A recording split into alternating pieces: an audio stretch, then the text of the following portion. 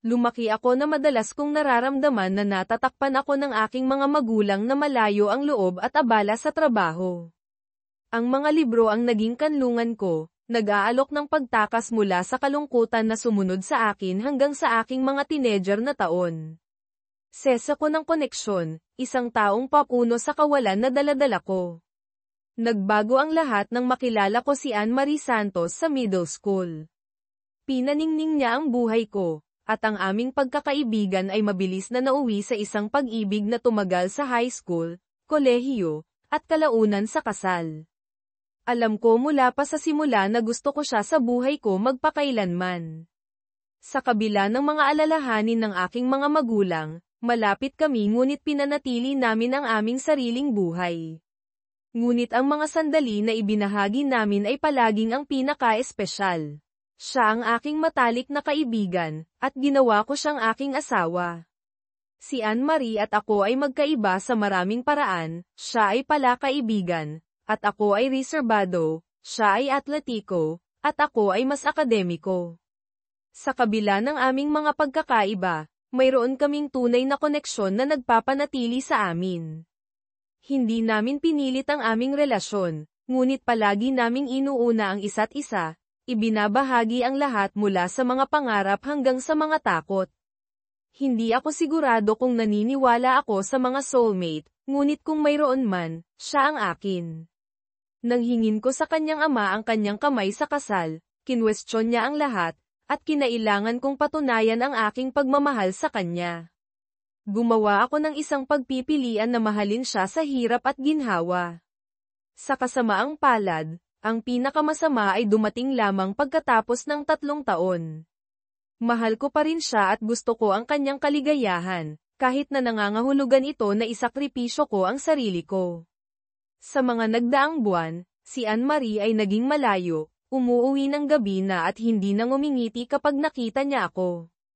Ang pagtanto na ang taong mahal mo ay hindi na nagmamahal sa iyo ay nakapanlulumo. Isang gabi, tahimik siyang pumasok sa silid kainan, at napansin ko ang pagbabago sa kanyang ugali. Hi Annie. Hey Gavin. Okay ka lang ba? Hindi talaga. Maupo ka para makapagpaliwanag ako. Pinractice ko ang sandaling ito, alam kong kailangan kong gawin ang pinakamahirap na desisyon sa buhay ko, ang palayain ka. Annie, mahal kita at palagi kitang mamahalin. Ayokong makipagtalo o mag-akusa. Gusto ko lang na magdesisyon tayo ng sama-sama kung ano ang pinakamabuti. Okay, syempre. Gavin, anong nangyayari? Ipinakita ng kanyang bal-isang mga mata ang kanyang tunay na nararamdaman. Annie, palagi kong gusto ang kaligayahan mo, pero alam kong hindi ka masaya sa akin. Napaiyak siya, at kakaiba, nakakagaan sa pakiramdam na makita siyang nagagalit. Ayokong maghukay sa mga detalye, mas masasaktan lang tayo. Ngunit kung maaari tayong sumang-ayon na hindi ka masaya, malaki ang kahulugan nito. Bulong niya, oo, Gavin, alam ko. Salamat. Ang iyong katapatan ay nagbibigay katiyakan sa akin na ginagawa ko ang tamang pagpipilian. Gusto ko ng diborsyo. Si Miguel Santos ay isang lalaking labis kong iginagalang. Pinalaki niya at ng kanyang asawang si Maria ang 8 anak sa isang maliit na bahay sa isang magulong kapitbahayan. Siya ay malakas at matigas, ngunit ang katapatan niya sa kanyang pamilya ang pinaka-nagpabilib sa akin. May utang ako sa kanya ng paliwanag, kaya nakaupo ako kasama siya sa kanyang beranda sa loob ng ilang beers at sa wakas ay sinabi sa kanya. Mio, bakit ka nandito?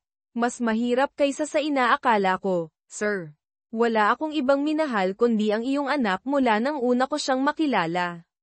Ipinangako ko sa iyo na palagi ko siyang uunahin, at iyon ang ginagawa ko ngayon, kahit na ako ay aalis. Gaya ng inaasahan, galit siya, naghahalo ng Ingles at Espanyol sa kanyang paghingi ng paliwanag na hindi ko kayang ibigay ng buo. Sir, mahal ko ang iyong anak, ngunit may ilang bagay na dapat manatili sa pagitan namin. Masakit aminin na nabigo ang aming kasal, ngunit naniniwala ako na ito ay para sa ikabubuti. Gusto kong marinig mo ito mula sa akin. Sa kalaunan, Kumalma siya ng sapat upang hayaan akong magbahagi ng ilang detalye. Bagaman nagagalit at napapahiya, pinayagan niya akong umalis nang walang karagdagang paghaharap.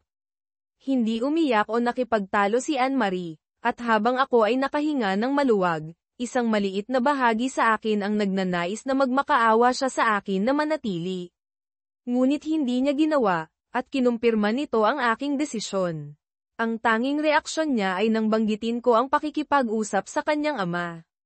Kinausap ko ang tatay mo ngayon at ipinaliwanag ko ang sasabihin ko sa iyo. Sana ay maghiwalay tayo ng mabilis, ayokong magkaroon ng pagkasira ng pananalapi bilang karagdagan sa lahat. Inihanda ko ang mga papeles para sa paghahati ng aming mga ari-arian, lalo na ang bahay. Pakisuyong suriin ang mga ito at ipaalam sa akin sa susunod na linggo, okay? Gavin, susuriin ko ang mga ito. Naririnig ko na ang pagpuna, bakit hindi ko? Habulin muna siya at ang kanyang kalaguyo. Wala akong ganoong mga kasanayan.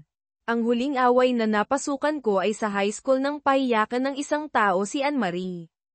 Halos mapaalis ako dahil dito. Ngunit tinulungan ni Miguel Santos na panatilihing tahimik ang mga bagay. Ang pangalawang dahilan ay ang aking sariling kalusugan sa isip.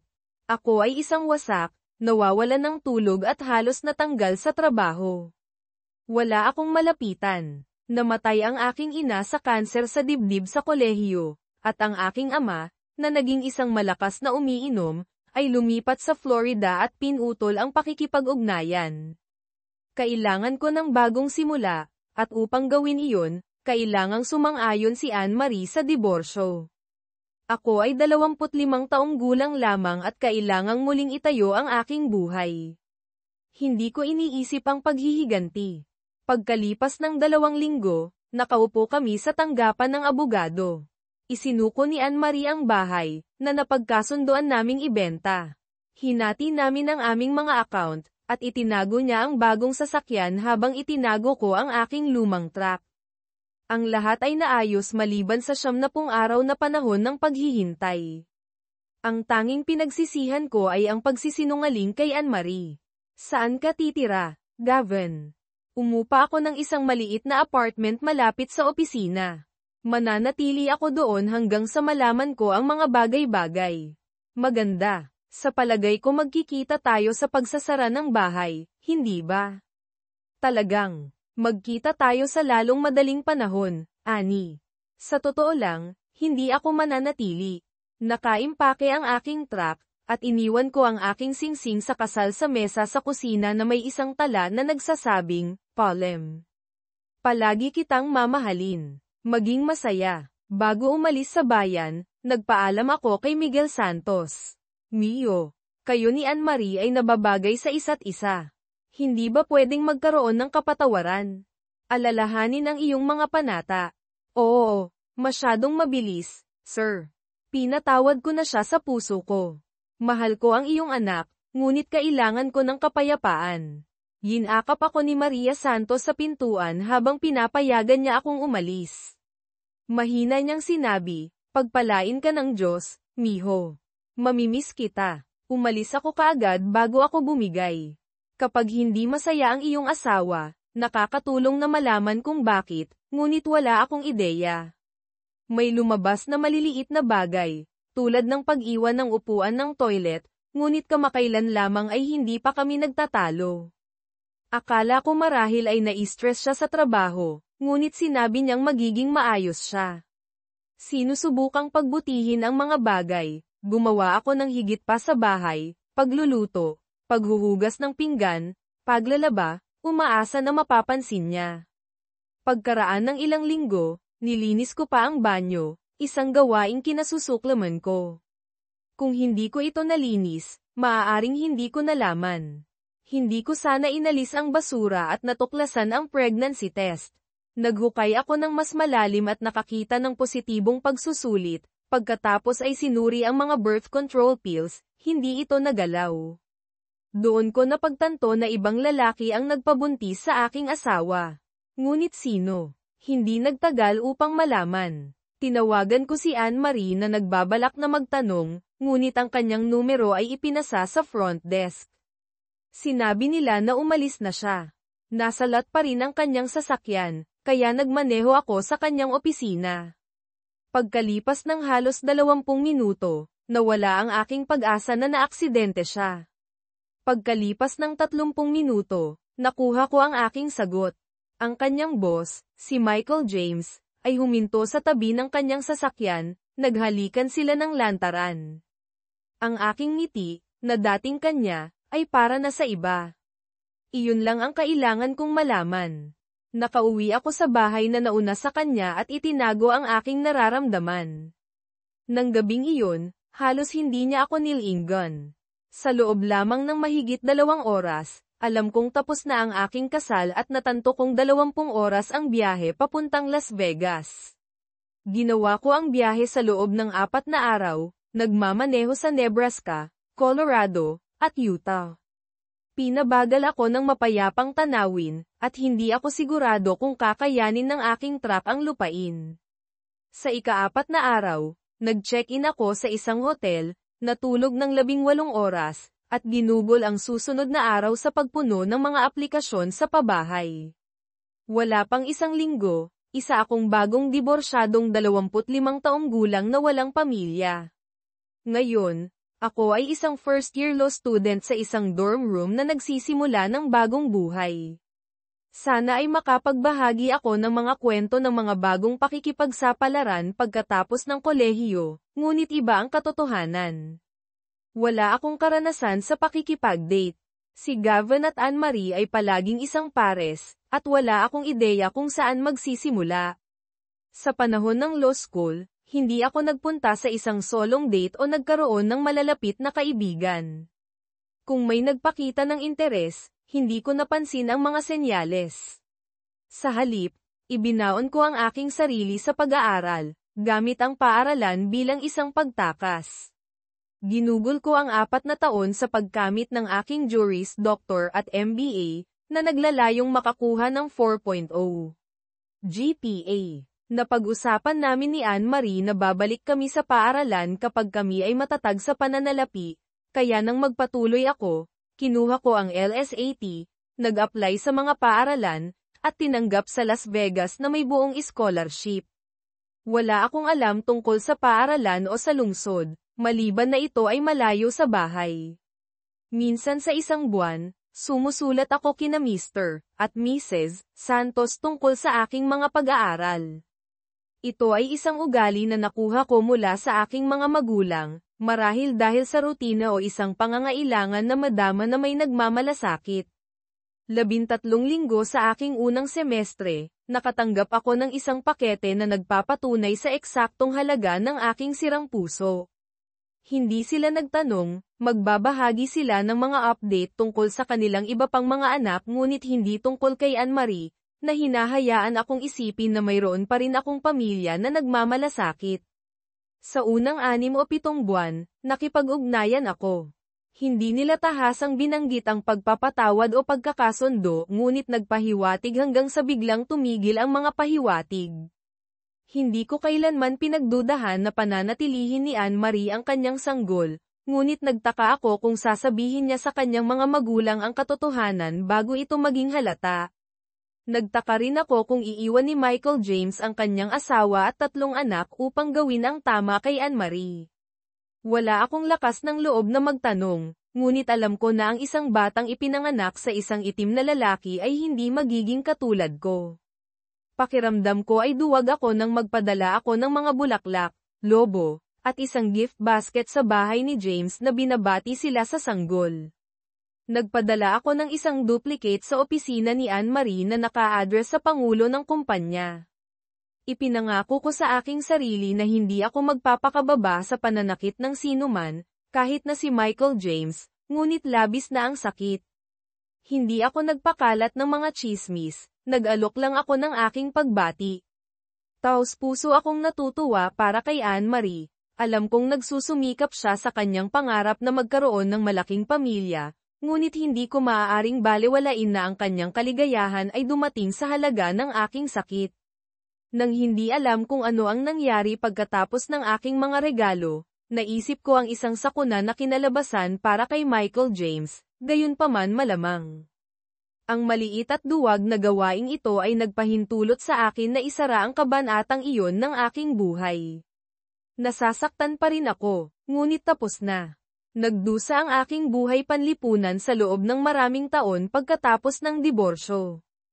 Ang aking unang tunay na kaibigan ay isang kasamahan na 20 taon ang edad. Sumali ako sa isang maliit na law firm na nagpakadalubhasa sa real estate, kung saan natuklasan kong mayroon akong kasanayan para sa mga kontrata, numero, at kalaunan, mga tao.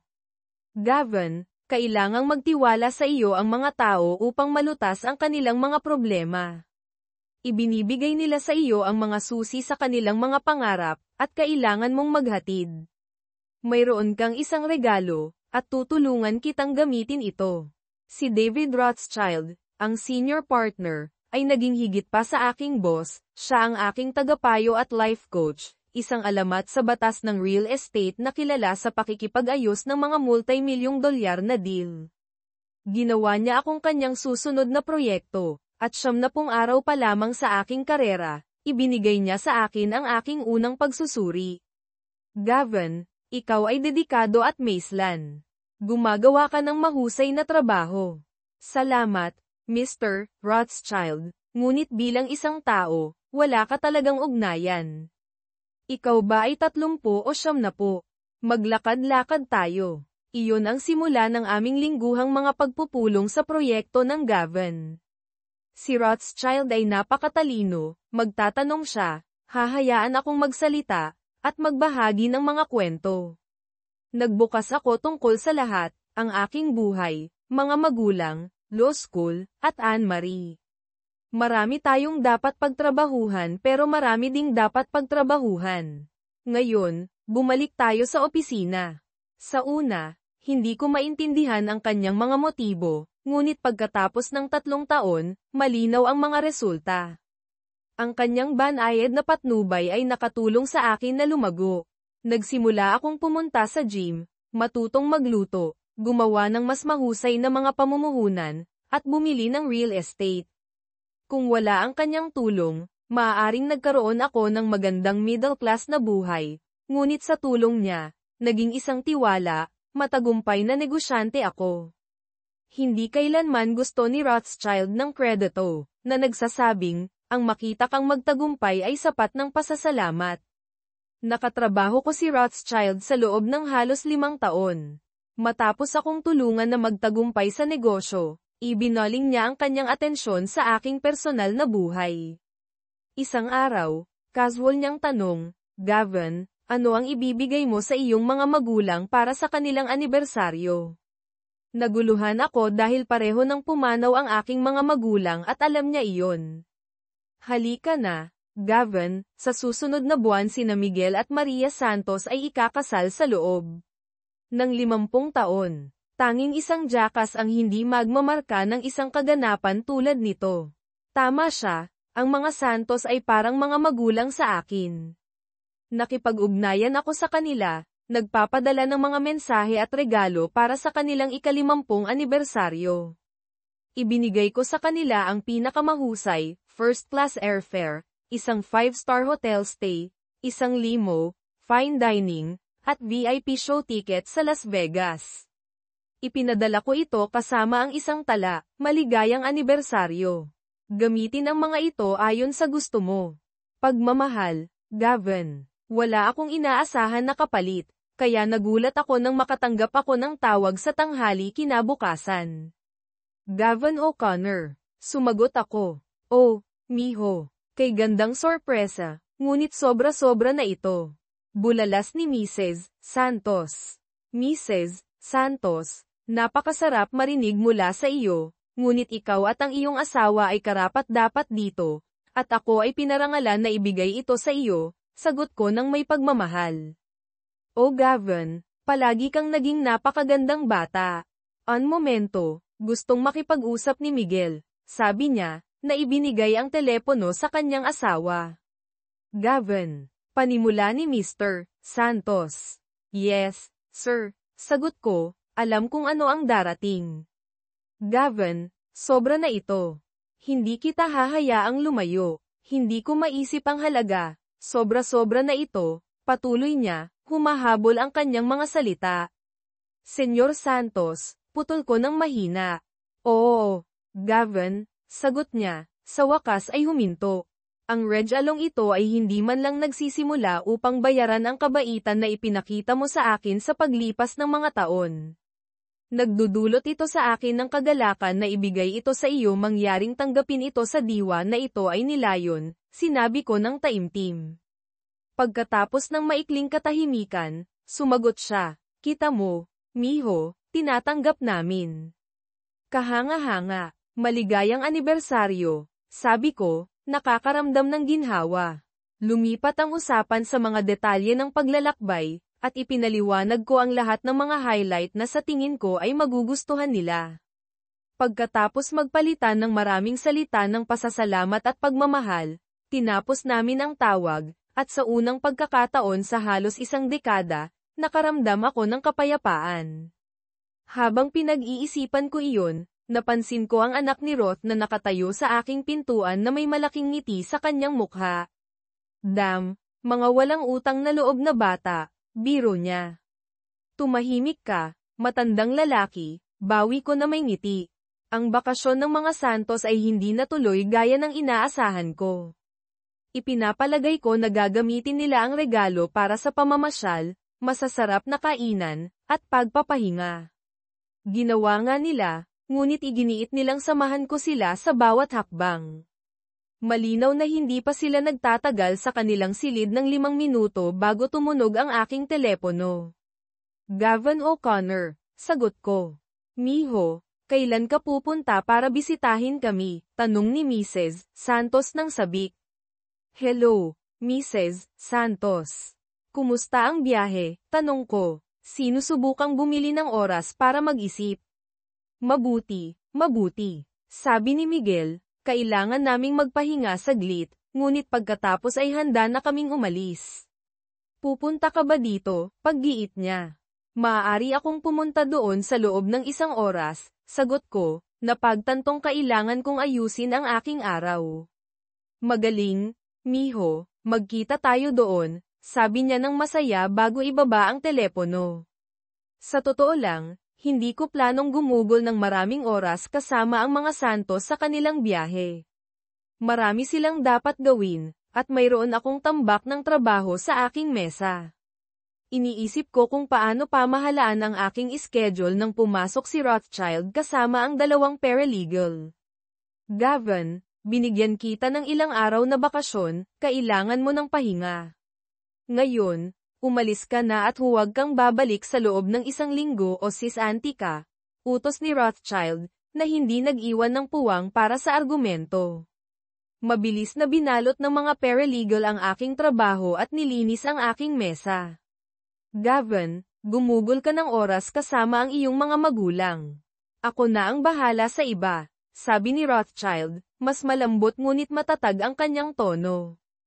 Kaya ginawa ko. Iginiit ng mga Santos na bisitahin ang aking opisina, bagaman si Rothschild, na bihirang magbiro tungkol sa trabaho, ay tila handa na para sa amin nang dumating kami.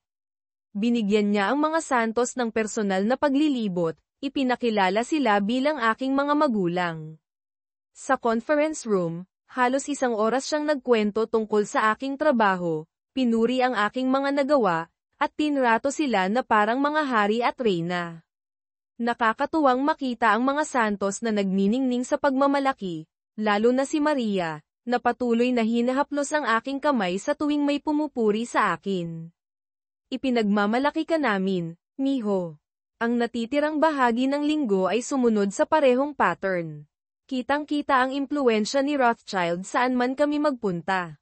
Pinili ko ang limo, resort, mga restaurant, at mga palabas batay sa aking mga koneksyon sa negosyo.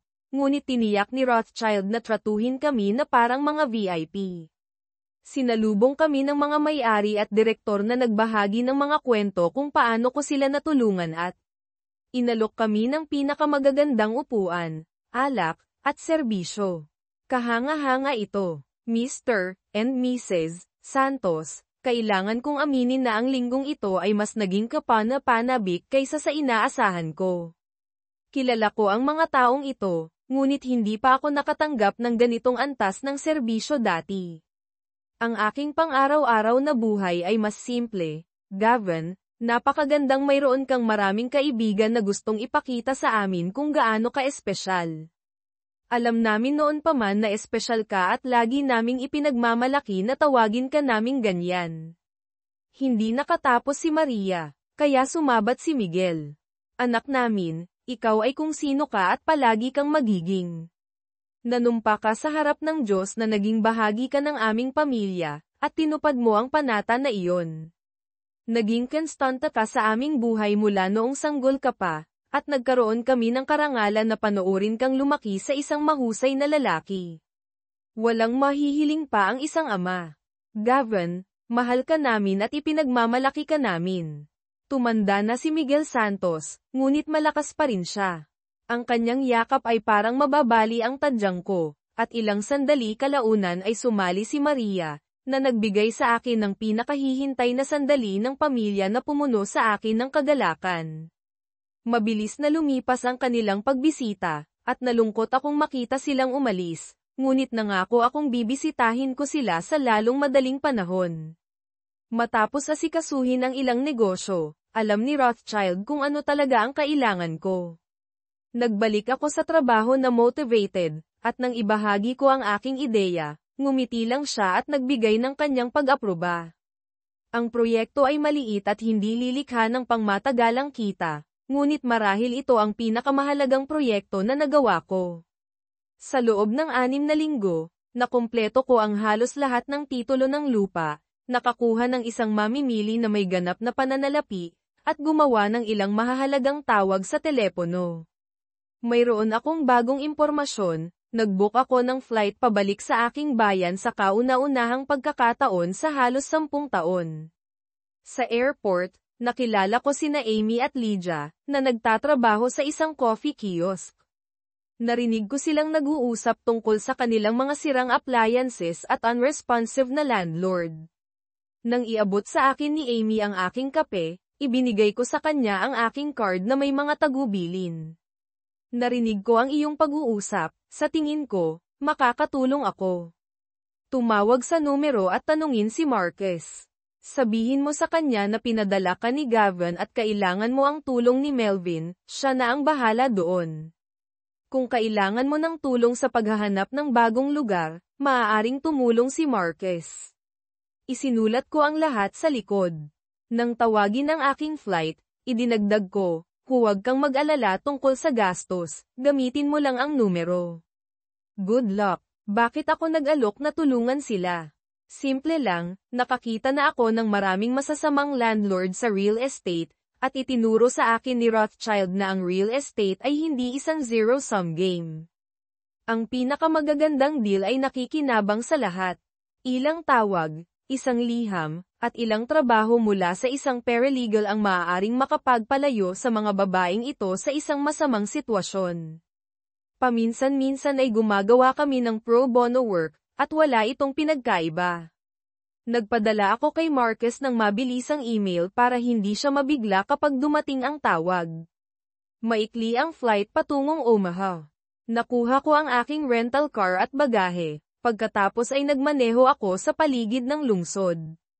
Wala gaanong nagbago, bagaman hindi na ito parang tahanan. Nadaanan ko ang neighborhood ng mga Santos, kung saan karamihan sa mga bahay ay sira-sira maliban sa kanila. Malinaw na napabayan ang lugar. Ang aking patutunguhan ay isang bagong condominium complex na may mga kondo sa itaas ng mga retail space, restaurant, isang teatro, at mga tindahan, kabilang ang isang grocery store. Ang disenyo ay kakaiba sa lugar, at lahat ay tila perpekto. Ang apartment na mayroon ako ay bagong-bago, na may 2 silid tulugan, isang malawak na open living area, isang den, at isang malaking balkonahe na tanaw ang isang parke. Ang master suite ay parang spa, na may jetted tub at isang malaking tiled shower. Ang lugar ay magandang pinalamutian ng mga top-of-the-line fixtures at appliances. Ilang personal na touch, at mararamdaman na ito ang tahanan. Nakipagkita sa akin ang mga Santos para sa hapunan sa isa sa mga restaurant, dumating sa oras at nakadamit para sa isang gabing pamamasyal.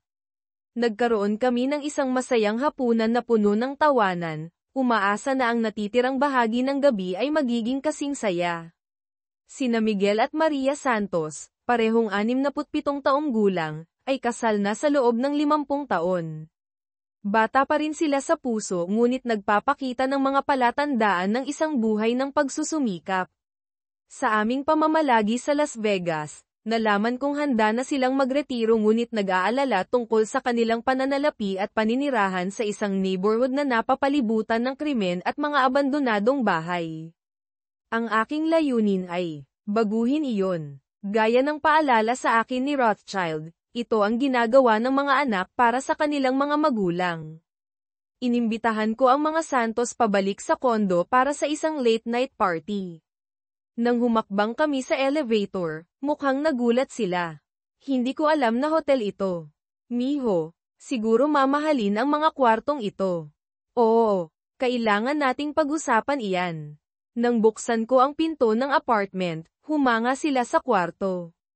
Hiniling ko sa kanilang 7 anak na ilarawan ang pangarap na bahay ng mga Santos, at tiniyak kong saklawin ang lahat ng kanilang mga kagustuhan. Pagkatapos ay ibinaling nila ang kanilang atensyon sa champagne. May ipinagdiriwang ba tayo? Oo, sana. Ano ang okasyon? Pinutok ko ang tapon. Ang inyong pagreretiro at bagong tahanan. Itinaas ko ang aking baso at kinawayan ang buong silid. Nako, sobra na ito. Hindi namin matatanggap. Hindi ito regalo, ngunit magkakaroon ka ng sapat para bilhin ito. Mangyaring umupo at pag-usapan natin ito. Nag-aalangan sila, ngunit maayos ang takbo ng mga bagay. Kapag pinirmahan natin ang mga dokumentong ito, bubuo tayo ng isang partnership, ang Santos Investment Group. Una, isasara natin ang 19 na ari-arian malapit sa iyong bahay, pagkatapos ay ipapackage natin ang mga iyon kasama ang iyong kasalukuyang bahay, hihiling tayo ng pagbabago sa zoning, at ipagbibili ang mga ito sa Property Management International, na nagpaplanong magtayo ng isang hotel at retail space sa tabi ng bagong arena. Matatanggap natin ang mga nalikom sa pagbebenta sa loob ng 90 araw. Ipinakita ko sa kanila ang naka-highlight na halaga ng dolyar sa papel. Nagulat sila. Ang apartment na ito ay inuupahan sa susunod na 3 buwan na may opsyon na bilhin. Narito ang gastos. Iniabot ko sa kanila ang isa pang papel. Ang kalahati ng natitirang kita ay magpopondo ng isang lifetime annuity para sa inyong dalawa na may buwanang dividends. Ipinakita ko sa kanila ang 2 papel. Makakapag-retiro ka ng comfortable sa iyong bagong tahanan. Nag-aalok lang ako ng payo sa negosyo at libreng legal na serbisyo. Hindi sila magiging mayaman, ngunit hindi na nila kailangang magtrabaho muli. Ito ay isang silver parachute, at sapat na ito. Gavin, paano mo ito nagawa ng napakabilis? Ang pagbili ng ari-arian sa tabi ng inyo ay nangailangan ng ilang pagsisikap, ngunit nakahanap si Rothschild ng isang mamimili sa pamamagitan ng kanyang mga koneksyon.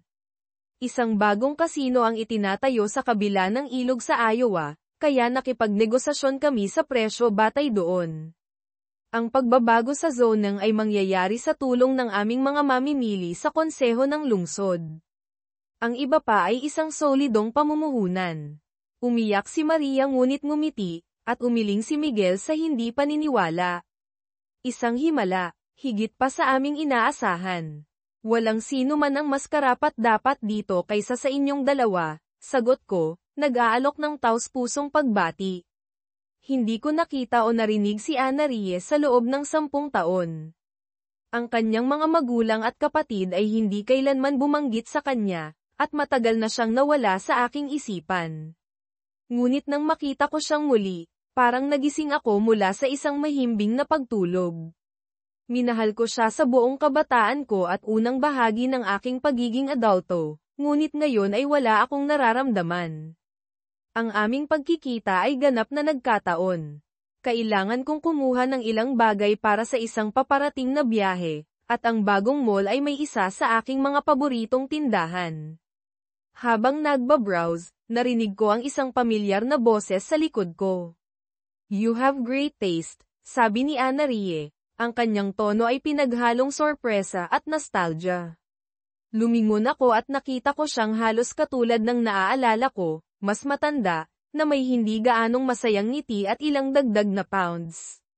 Siya ay isa lamang mas mature na bersyon ng babaeng minsan kong pinakasalan.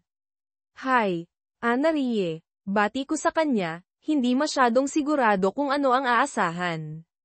Bakit ka nandito? Tanong niya, bahagyang may kuryusidad ang kanyang boses. Naglilibot-liit ako, at ikaw, sagot ko, pinapanatili ang pag-uusap na magaan. Oh, dito na ako nagtatrabaho ngayon, paliwanag niya. Ang ibig kong sabihin, bakit ka nasa bayan? Tinatapos lang ang ilang negosyo at binibisita ang mga lumang kaibigan, sagot ko. Nasa listahan mo ba ako ng mga kaibigan na bibisitahin? Tanong niya, kalahating nagbibiro ngunit may bahid ng pag-asa ang kanyang tono. Sa totoo lang, hindi, pag-amin ko. Oh, okay. Nice to see you, Gavin, sabi niya, bahagyang may pagkadismaya sa kanyang boses. You too, Ana Rie, sagot ko, iniisip na iyon na ang katapusan nito, awkward ngunit manageable. Hindi ko inaasahang makikita siyang muli, ngunit nang aalis na ako, napansin ko siya sa cash register. Matapos tapusin ang kanyang transaksyon, lumapit siyang muli sa akin. Gavin, gaano ka katagal mananatili sa bayan? Tanong niya. Medyo mas nag-aalangan sa pagkakataong ito. Siguro ilang araw, sagot ko, hindi pa rin sigurado kung saan ito patungo.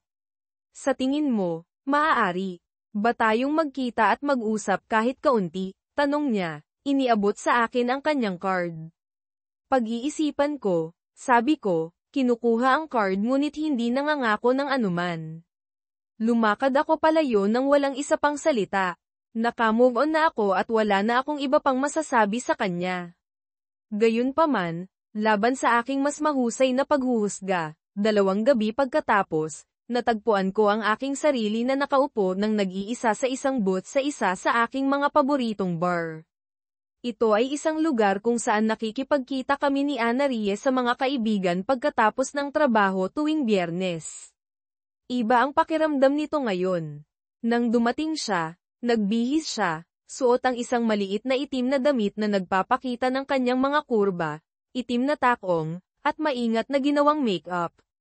Kung siya ay isang estranghero, maaaring binilhan ko siya ng inumin.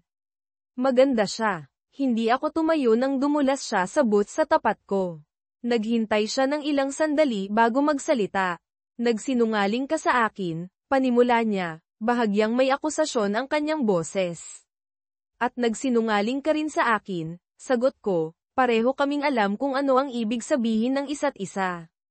Mukhang napahiya siya sandali bago nagpatuloy. Hindi ko akalaing aalis ka talaga sa bayan. Umasa akong magkakaroon tayo ng pagkakataong mag-usap, pagtatapat niya. Ano ang magiging punto? Tanong ko, tunay na nagtataka. Hindi ko alam, ngunit hindi ako masaya nang umalis ka. Pag-amin niya, lumalambot ang kanyang boses.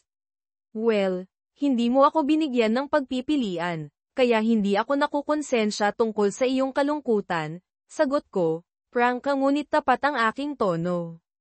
Tila nagulat siya sa aking pagiging prangka, ngunit hindi ako interesado sa pagtatago ng nakaraan. Gavin, hindi ako tumigil sa pagmamahal sa iyo, kahit pagkatapos ng ginawa ko, sabi niya, bahagyang nanginginig ang kanyang boses. Napabuntong hininga ako, nararamdaman na babalikan na naman niya ang mga lumang sugat. Ana Rie, ang tanging magandang bagay tungkol sa ating diborsyo ay hindi ka nagsinungaling sa akin. Siguro dahil hindi kita binigyan ng pagkakataon, ngunit hindi ako uupo dito kung magsisinungaling ka ngayon. Ano ba talaga ang gusto mo? Bakit tayo nakaupo dito? Walang magbabago sa nangyari. Ngunit hindi ka kailanman lumaban para sa akin, sumuko ka na lang nang hindi man lang nakikipagtalo. Hindi ito inaasahan. Bakit ka umalis nang hindi man lang sumusubok? Akala ko mahal mo ako.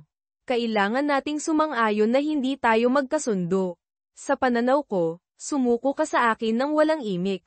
Iniwan mo ako ng walang pagkakataong ayusin ang mga bagay.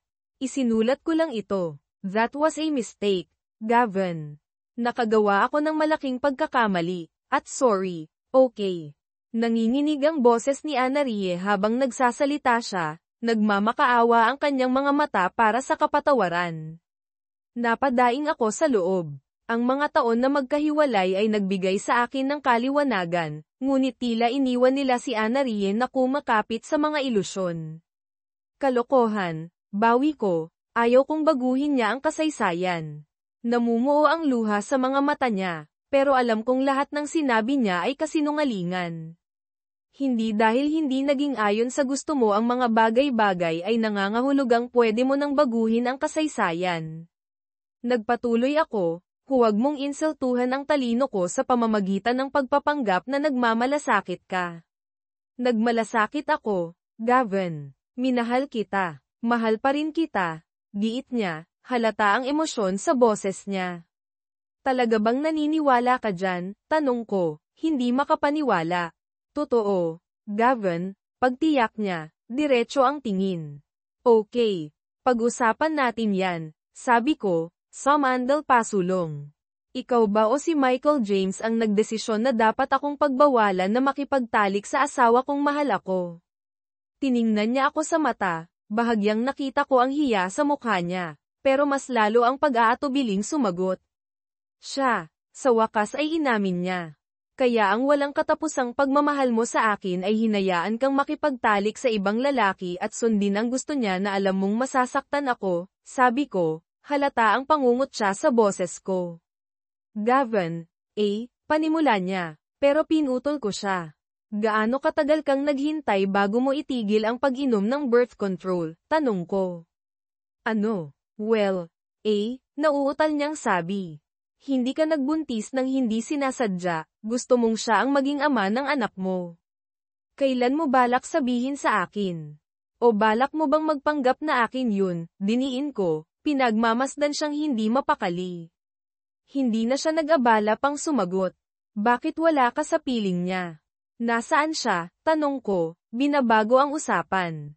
Ayaw niya sa akin, pagtatapat niya, halos pabulong ang boses. Nalaman ng asawa niya, pati na rin ng boss niya. Diniborsyo siya ng asawa niya, at kinailangan niyang magbitiw sa tungkulin. Iniwan niya ako, kinailangan ko ring mag-resign sa trabaho ko. Masyadong nakakahiya, at dapat akong maawa. Bakit? Tanong ko, malamig ang tono. Hindi ko alam, Gavin, sabi niya, nababasag ang boses. Nagkamali, ako. Napasok ako sa isang masamang bagay, at hindi ko na napigilan. Alam kong mali ako, hindi mo ba ako mapapatawad? Minahal kita, namatay ako noong araw na umalis ka at hinahanap-hanap kita mula noon. Gusto kong bumalik ka para bigyan ako ng pagkakataong humingi ng tawad, para sabihin sa iyong hindi ko na yun uulitin. Nag-iisa lang ako, Gavin. Hindi ako halos kinakausap ng mga magulang ko, iniiwasan ako ng mga kapatid ko, at wala akong kaibigan. Nag-iisa lang ako. Anarie, pinatawad na kita noon pa, pero hindi na pwedeng bumalik sa dati, mariin kong sabi. Nasa iyo ang anak mo. Siya ang magpapainit sa iyo sa gabi. Ang sakit naman, sabi ni Anarie, may bahid ng pagkasakit sa boses. Hindi mas masakit kaysa sa mga kasinungalingan na sinasabi mo sa akin, sagot ko, hindi nagpapatinag. Hindi ako nagsisinungaling, Gavin. Gusto ko ng isa pang pagkakataon. Yan ang pinapangarap ko sa lahat ng mga taon na to, pakiusap niya. Hindi yan mangyayari, pahayag ko. Hindi nag-iwan ng kahit anong pagdududa. Bakit, Gavin? Alam kong mahal mo ako, sinabi mong palagi mo akong mamahalin, paalala niya, desperasyon na ang nararamdaman sa boses niya. Palagi kitang minahal, pero hindi yun sapat, pag-amin ko, nararamdaman ang bigat ng katotohanan. Bakit hindi? Tanong niya, nanginginig ang boses. Dalawang dahilan. Una, hindi na ako ang dating taong pinakasalan mo, Nagbago na ako, at hindi mo na ako kilala. Sigurado akong hindi na kita kilala kung nakilala man kita, paliwanag ko. Kilala mo ako, Gavin. Ako pa rin ang parehong babaeng minahal mo. Kung ganoon, ano ang pangalawang dahilan, tanong niya, kumakapit sa pag-asa. Iyan ang unang tapat na bagay na sinabi mo, pero narito ang pangalawang dahilan, noon ay isang tanong. Gusto mo ang iba, at hinayaan kitang mapunta sa kanya nang walang masasakit na salita dahil mahal kita. Mula nang umalis ako, nag-aral ako ng abogasya, pumasa sa bar exam, nagsimula ng bagong karera, at nagtayo ng bagong buhay, pero wala pa akong ibang nakasama mula noong huling beses nating magkasama. Kaya sabihin mo sa akin, ilang lalaki na ba ang nakasama mo habang nangungulila ka sa akin? Hindi man lang makatingin si Ana Rie sa mga mata ko. Kita mo, Ana Rie, alam kong nagsasabi ka ng totoo, pero noon hindi ko napagtanto na ang babaeng mahal ko ay isang sinungaling at manloloko. Paano pa kita mapagkakatiwalaan ulit? Bakit ko pa nga ba gugustuhin? Bigyan mo ako ng isang dahilan kung bakit kita papabalikin sa buhay ko na hindi lang makikinabang sa iyo. Kung magagawa mo yan, baka may pag-asa pa tayo. Umiyak siya ng tahimik habang tumatayo ako para umalis. Iyan nga ang akala ko. Palem, Ana Rie. Pagkaraan ng 3 buwan, nakita ko silang muli habang pabalik ako sa Omaha para sa negosyo. Maayos ang lahat, at nag-e-enjoy sina Miguel at Maria sa kanilang bagong tahanan. Nakakatuwa silang makitang masaya. Ang mga babaeng nagse-serve sa mga customer sa coffee kiosk ay nagtatawanan at nakangiti. Sa pagkakataong ito, abala ako sa telepono ko nang tawagin nila ang pangalan ko. Mr. O'Connor, tawag ng isang boses, na umagaw ng pansin ko. Yes, can I help you? Sagot ko, lumingon para harapin sila. Noong una, hindi ko nakilala ang dalawang babae, pero nag-click din. Oh, right, kamusta? Tanong ko, naaalala ang nakaraang pagkikita namin. Okay lang, Mr. O'Connor, sagot ng mornang babae. Gusto naming magpasalamat sa iyo, pero hindi namin alam kung paano. Gavin na lang, at hindi na kailangan ang pasasalamat. Natutuwa lang ako na naging maayos, sabi ko na may nakakapanatag ng ngiti. Ang morena, isang magandang babae na nagngangalang Amy na kulot ang buhok at may maghiliw na ngiti, ay nagsalita habang ang kanyang pinsan na si Lydia, isang mahiyain na blonde, ay tahimik na nakatayo sa tabi niya. Nang i-anunsyo ang flight ko, sinimulan kong iligpit ang mga gamit ko, naghahandang sumakay. Nice to see you both again, sabi ko, handa nang umalis. Nang akmang aalis na ako, tumakbo si Amy at inabutan ako ng napkin na may nakasulat na numero ng telepono. Gusto naming magpasalamat ng maayos. Tatawag ka ba pagbalik mo? Tanong niya. Umaasa ang tono. Hindi inaasahan, tumango lang ako. Sige, walang problema, sagot ko, itinago ang napkin sa bulsa ko. Sa malalaking holiday, laging nagtitipon ang pamilya, Easter, Thanksgiving, Christmas, 4th of July, at 5 de Mayo. Kakaiba ang mag-imbita ng lahat para magtipon sa Setyembre, pero yan ang ginawa ko. Nagulat ako na nagkasya ang lahat sa bagong apartment ng mga Santos, maliit ang espasyo pero komportable para sa pagtitipon. Tiningnan nila ako, naghihintay sa sasabihin ko. Ito ang isa sa mga pinakamahirap na bagay na gagawin ko. Baka isipin nilang hindi ko lugar para magsalita, pero tama ang pakiramdam ko. Gaya ng palaging sinasabi ni Rothschild, sinusunod ko ang kutob ko. Gusto ko kayong lahat dito para isang beses ko lang sabihin to, at marinig nyo lahat ng sabay. Ang tratuhin bilang ganap na miyembro ng pamilyang ito ang isa sa mga pinakadakilang kagalakan ko. Miguel at Maria, ang pagmamahal at suporta ninyo ay nakatulong sa akin sa mahihirap na panahon, at palagi akong magpapasalamat. Pero naaalala ko rin na naging bahagi rin si Ana Rie ng pamilyang ito, nakibahagi siya sa saya at sakit gaya ng iba sa atin. Niloko niya ako, at gumawa ako ng mahihirap na desisyon dahil doon, pero hindi niya kayo niloko. Ilang buwan na ang nakalipas, kinausap ko siya sa unang pagkakataon sa loob ng 10 taon. Masakit ang usapan, nasabi ko sa kanya ang masasakit na bagay, pero ang mas nakasakit ay ang sinabi niya sa akin tungkol sa inyong lahat. Kaya, ng buong paggalang, kailangan kong sabihin ito, kailangan ninyong tigilan ang pagiging mga maliliit na a-hole at tigilan ang pagtatakwil sa anak at kapatid nyo hanggang sa bumalik siya kung saan siya nababagay. Ayokong makipag-ugnayan sa inyo, Mr. at Mrs. Santos. Hindi ko kayo contaken, at hindi nyo rin ako dapat contaken hanggang sa matapos na ang kalokohang ito. Ang gulat sa mga mukha nila ay hindi nagdulot sa akin ng kasiyahan. Sa mga salitang iyon, lumayo ako sa aking foster family, hindi sigurado kung makikita ko pa silang muli. Ang sumunod na taon ay naging abala, sa propesyon at personal. Sa opisina, nagtrabaho kami sa napakabilis na takbo na hindi kayang panindigan. Pagkatapos ng halos 8 linggo ng 14 na oras na trabaho at walang tigil na deal, sumuko na si Rothschild. Isang gabi sa conference room, ipinaalam niya sa amin, tama na. Tapos na ako. Hindi ko na kayo matagalan. Sarado na tayo. Lumabas kayong lahat dito at huwag nang babalik sa loob ng 1 linggo. Babayaran ko kayo kung hindi ko kayo kailangang makita. Pagkatapos ay lumabas siya ng building. Sa unang araw ng aking mandatory break, nilinis ko ang apartment ko at natuklasan ang mga furniture na nakatago sa ilalim ng mga tambak ng papeles, damit, at takeout container. Inayos ko ang labada ko, nililinisan ang mga bulsa ko at nakita ko ang napkin na may numero ni Amy. Sa ikatlong araw, na may malinis na apartment at na-update na closet, nakaupo pa rin ang napkin sa dining room table ko na parang centerpiece. Kaya nagdesisyon akong tumawag. Parang tanga ang boses ko. Hello, sagot ni Amy sa telepono. Ah, yes. Can I speak to Amy, please, yutal ko, biglang kinakabahan. Ako to, sagot niya. Oh, hi Amy. This is Gavin O'Connor.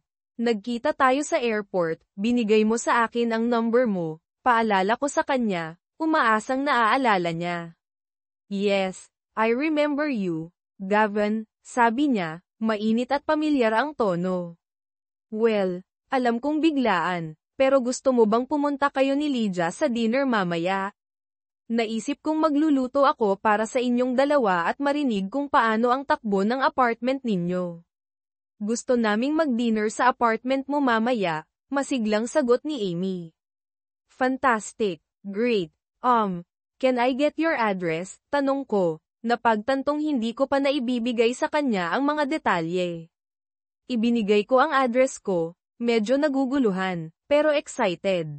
Pagdating nila, mas komportable akong makipag-usap kina Amy at Lydia ng personal. Tahimik pa rin si Lydia, pero tumingin siya sa akin at ngumiti, na higit pa sa sapat para gamaan ang pakiramdam ko. This is a great apartment, Gavin. Do you host parties here often? Tanong ni Amy, pinagmamasdan ang paligid. Kahanga-hanga ang apartment ko, karamihan dahil bahagi ito ng proyektong ginagawa namin ni Rothschild. Sinunggaban ko ang pagkakataong bumili ng 3-bedroom penthouse na may magandang tanawin ng strip, pero hindi ko binanggit na ako rin ang may-ari ng building. Actually, kayo pa lang ang unang mga bisita ko bukod sa boss ko, pag-amin ko. Really? No girlfriend? Tanong ni Amy, nagulat.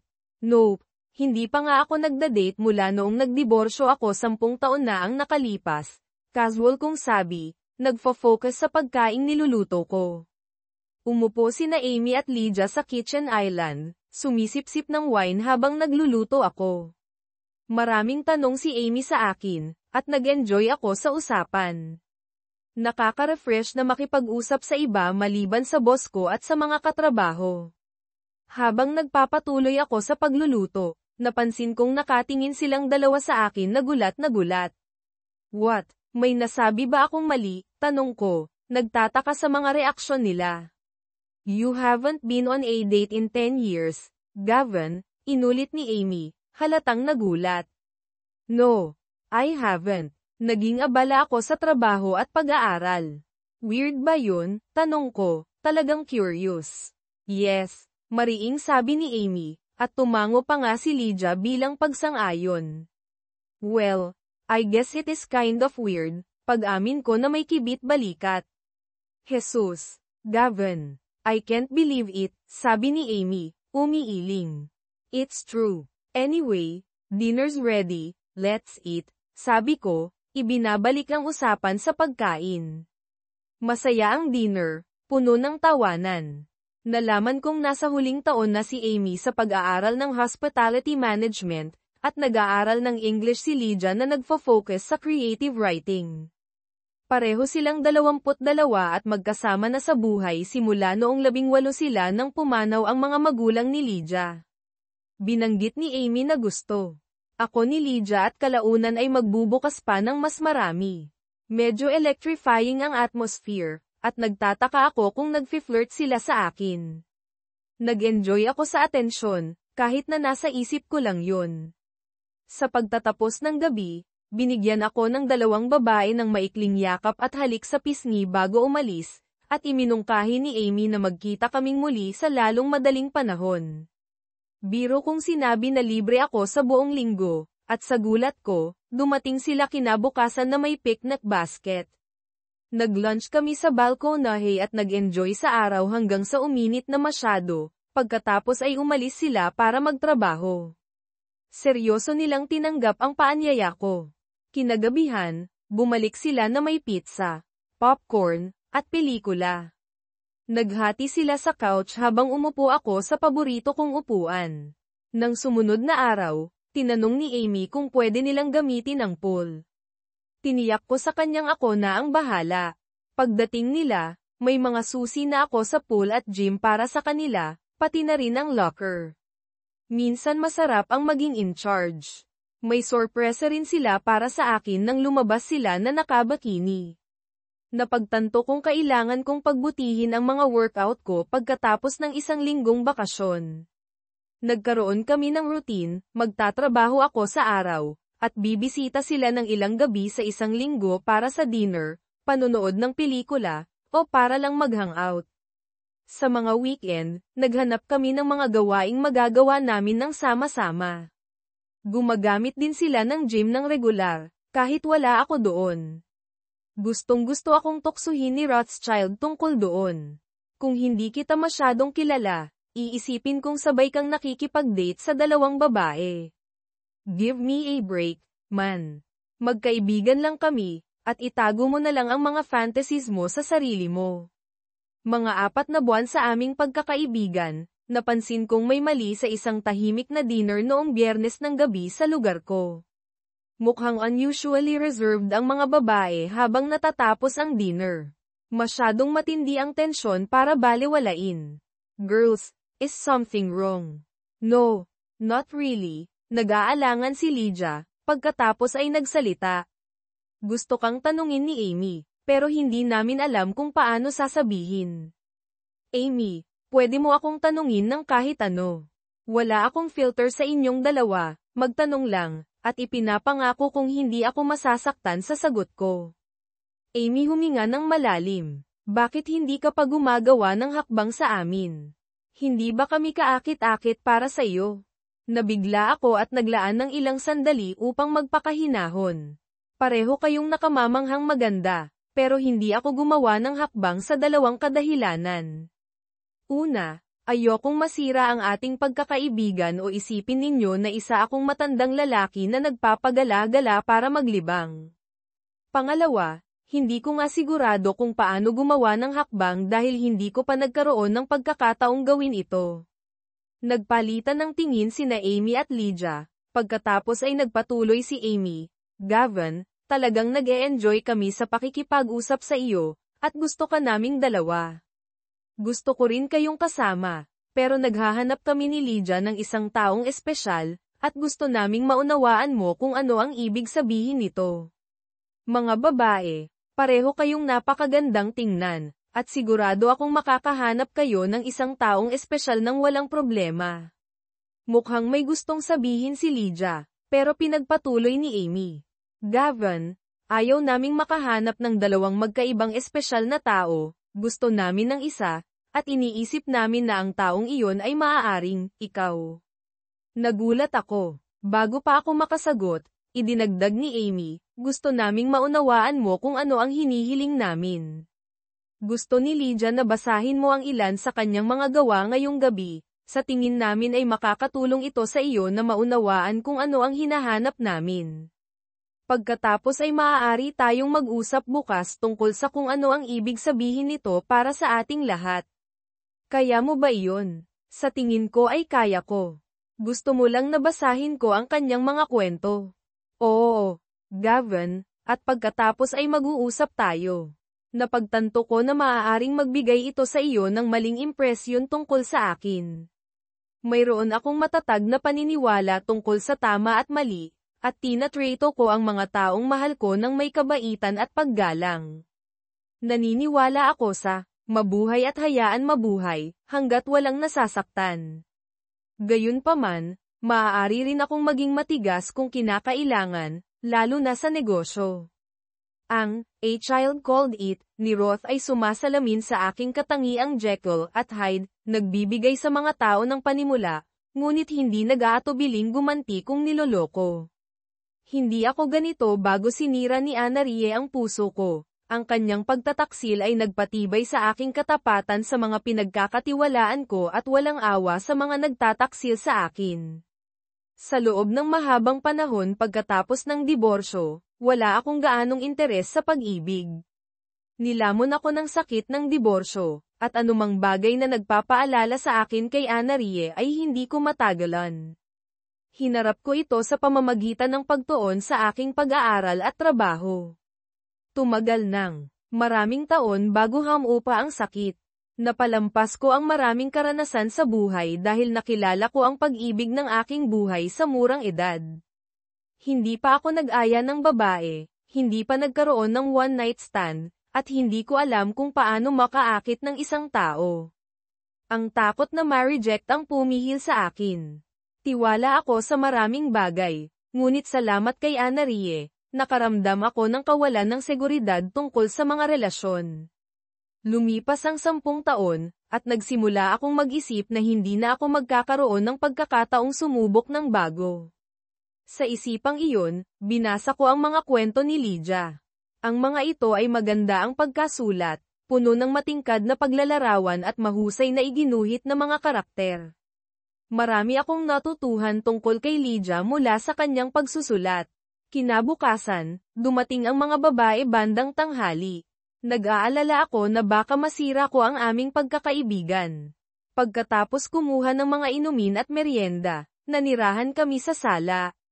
Diretso sa punto si Amy.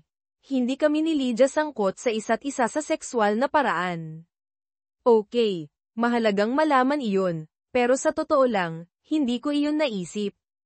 Ngumiti si Lydia habang nagpapatuloy si Amy, palagi kaming nagbabantay sa isa't isa. Hindi lang kami magpinsan, kami ay matalik na magkaibigan. Nang magsimula kaming magkaroon ng interes sa mga lalaki, pag-uusapan namin kung ano ang gusto namin at kung ano ang gusto namin. Palagi akong naaakit sa mga lalaking matatamis at mapagmahal, habang si Lydia ay naaakit sa mas mapilit, mga alpha type. Ang mga lalaking nakadate niya ay mahusay sa kama ngunit madalas na tratuhin siya ng hindi maganda sa mga date. Kahit na naiintindihan ko ang kanyang atraksyon, ayaw kong masaktan siya. Umupo silang magkatabi, naghawak ng kamay, pagkatapos ay natupad ang aming pinakamasamang takot. Naging masyadong agresibo ang isa sa mga boyfriend ni Lydia, at ilang linggo pagkatapos, nalaman niyang buntis siya. Hindi naging maayos ang pagbubuntis, at kinailangan nilang wakasan ito para sa kanyang kalusugan. Nagkaroon ng mga komplikasyon, at hindi na maaaring magkaanak si Lydia. Napuno ng luha ang kanilang mga mata. Palagi naming pinangarap na magkasama ang aming mga anak sa paglalaro. Kami ay 19 na taong gulang pa lamang, at nagtapos ang pangarap na iyon bago pa man ito magsimula. Pero mahal ko si Lydia ng higit pa sa isang pinsan, higit pa sa isang kaibigan. Nagpasya kami na hindi kailangang magtapos ang aming pangarap, Ibabahagi namin ang aking mga anak at palalakihin silang magkasama bilang mga koina. Tumingin sila sa akin, sinusukat ang aking reaksyon. Naantig ako sa pagiging walang pag-iimbot ni Amy. Ito ay isa sa mga pinakamalungkot, pinakamabait, at pinakamagandang kwentong narinig ko. Ngumiti sila ng mahina, ngunit pagkatapos ay nagkaroon kami ng isa pang problema, paghahanap ng tamang tao.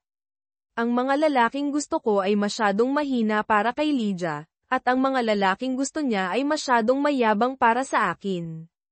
Kailangan namin ng isang taong espesyal, mabait, ngunit tiwala, at pagkatapos ay nakilala namin kayo, bulong ni Lydia, na nagsasalita sa akin sa unang pagkakataon. Bumilis ang tibok ng puso ko.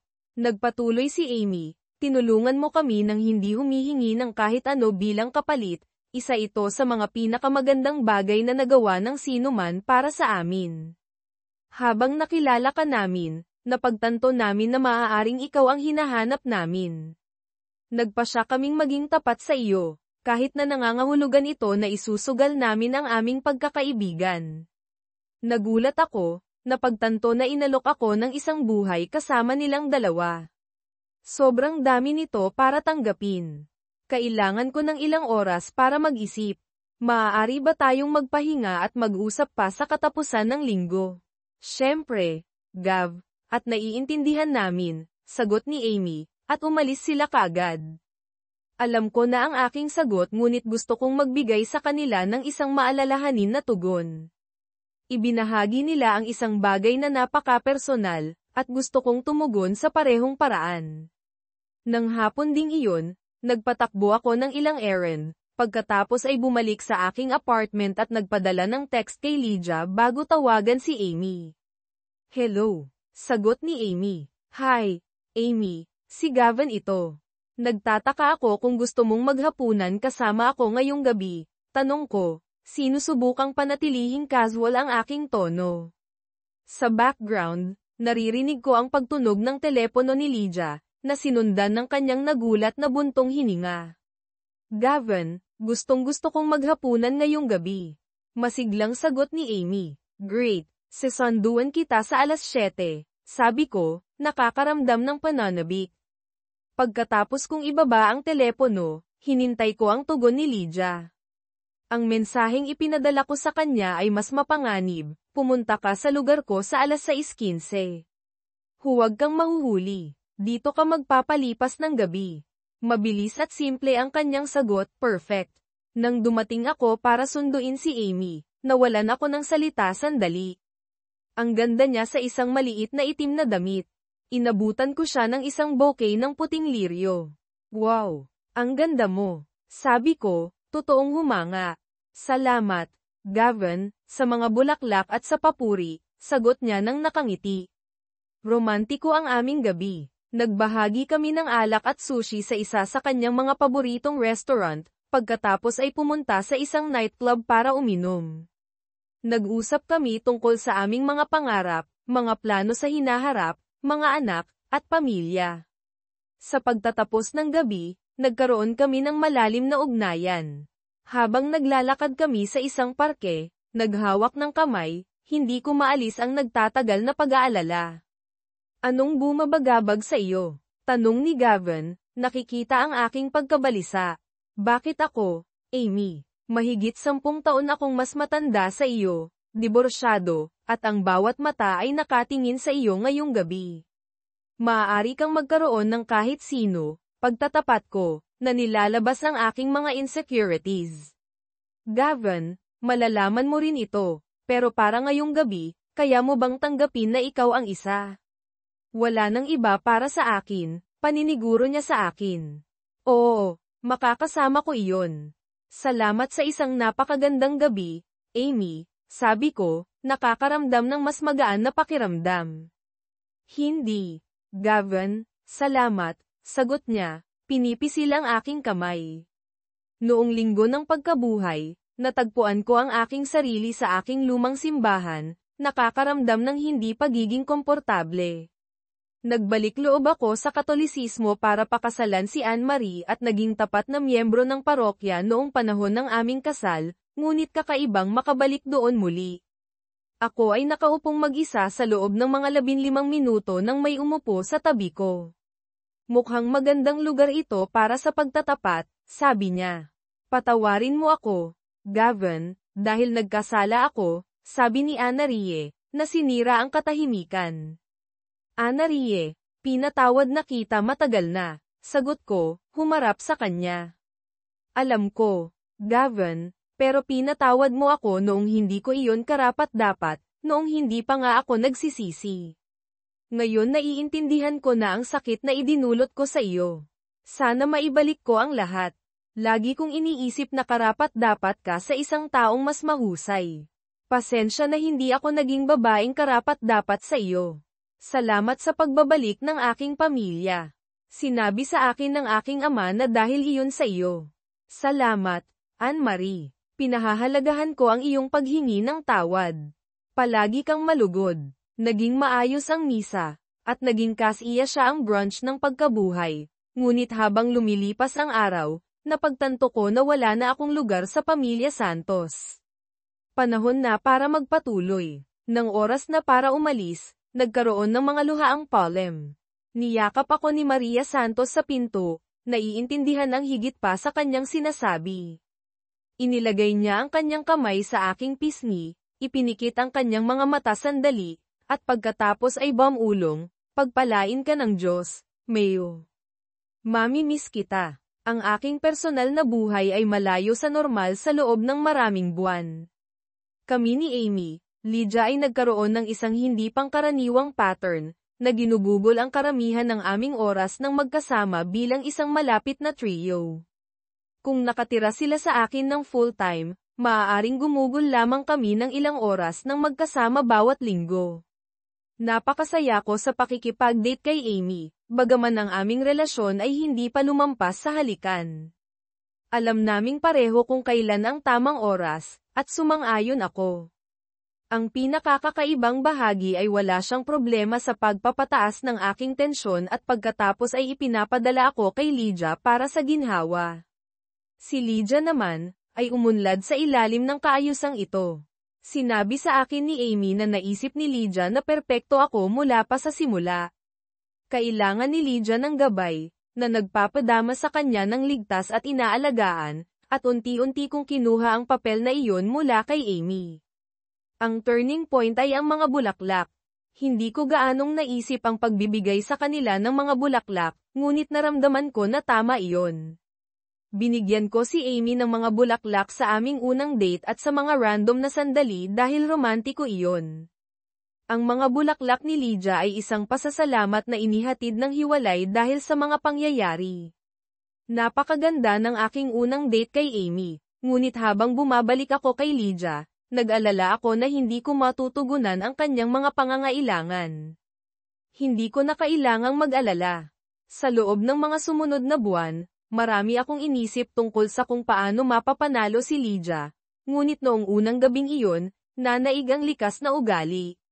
Nang pumasok si Lydia na may pinakamalaking ngiti, na hawak ang kanyang mga bulaklak, alam kong ginawa ko ang tamang bagay.